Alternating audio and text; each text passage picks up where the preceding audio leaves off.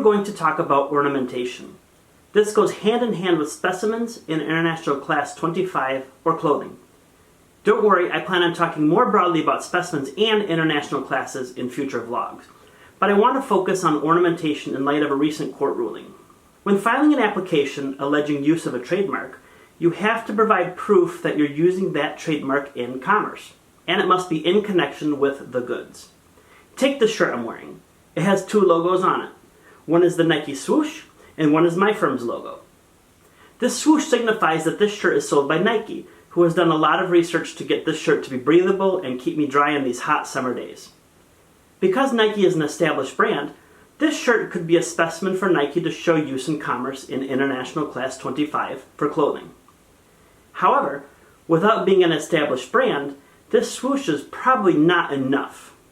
Nike would need to submit a photo of the shirt with a tag on it. In fact, here's an actual specimen submitted by Nike in 2003 for athletic and casual clothing. And look at that price. Thanks, inflation.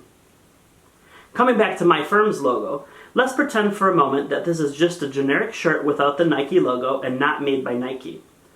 I'm in the business of providing legal services in International Class 45. I'm not in the business of selling clothing. But what if I tried to file for a trademark registration in International Class 25 and attached a picture of this shirt as a specimen? I might get an ornamentation refusal. A trademark application can be refused for being a merely decorative feature that does not identify the goods and does not function as a trademark.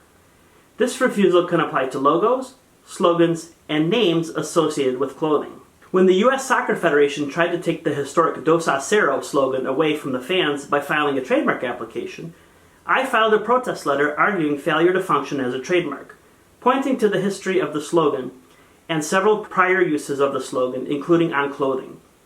The application was ultimately abandoned. I've seen some clever ways around avoiding an ornamentation refusal. Take this popular slogan from my local soccer team, the Columbus Crew, Columbus Till I Die. Homage Clothing Company sold a shirt with that slogan and submitted this as a renewal specimen. The examining attorney issued an office action stating, quote, "It does not show use of the registered mark in a manner in which it will be perceived as a trademark," end quote. So Homage submitted this as a specimen. When I bought my shirt, it did not have that tag.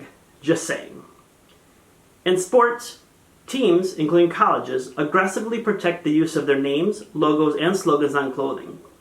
I mentioned them in my first video, but the Ohio State University was able to obtain a trademark registration for the in International Class 25.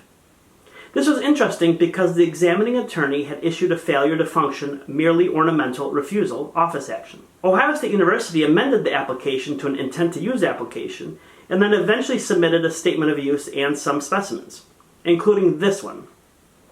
It apparently worked because OSU got their registration for the. Just a couple of weeks ago, though, Penn State lost at initial stage of a case in court after it sued an online retailer for selling logos and images related to Penn State. The U.S. District Court for the Middle District of Pennsylvania denied Penn State's motion to dismiss a count of the online retailer's counterclaim.